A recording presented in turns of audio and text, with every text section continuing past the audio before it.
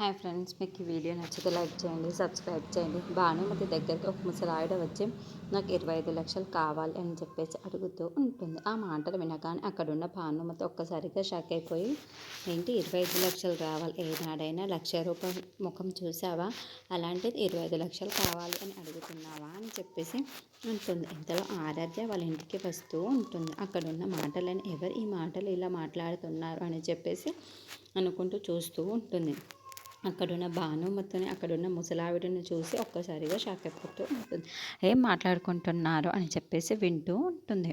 అక్కడున్న ముసలావిడ, నేను ₹1,00,000 ముఖం చూడలేదు, కానీ మీరు ఆరాధ్య మేడంని ఆ వెన్నుపోటు పొడిచారు కదా, దానికి అడుగుతున్నాను. నేను కూడా మీకు సహాయం చేశాను కదా, అందుకు నాకు 25 లక్షలు కావాలి. మర్యాదగా మీరు 25 లక్షలు ఇస్తేనే సరే, లేదంటే నేనేం చేస్తానో నాకే తెలియదు అని చెప్పేసి భానుమతిని బెదిరిస్తూ ఉంటుంది. ఆ మాటలు వినగానే అక్కడున్న భానుమతి ఒక్కసారి షాక్ అయిపోయి, ముసలావిడ ఏం మాట్లాడుతూ, నీకు 25 లక్షలు కావాలా, నీకు 25 లక్షలు ఎట్టి పరిస్థితుల్లో ఇవ్వను అని చెప్పేసి అంటూ ఉంటుంది.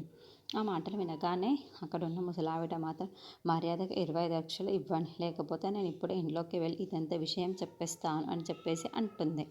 అక్కడున్న ఆరాధ్య అయితే ఒక్కసారిగా షాక్ అయిపోయి తన ఫోన్లో నుండి వీడియోను తీస్తూ ఉంటుంది.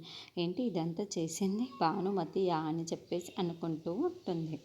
అక్కడున్న వీడియోని మొత్తం తీస్తూ ఉంటుంది. అది చూసిన భానుమతి, ఏంటి ఆరాధ్య ఇది మొత్తం చూసేసిందా, వినేసిందా, ఇప్పుడు ఏం జరుగుతుందో ఏమో అని చెప్పేసి చాలా టెన్షన్ పడుతూ ఉంటుంది.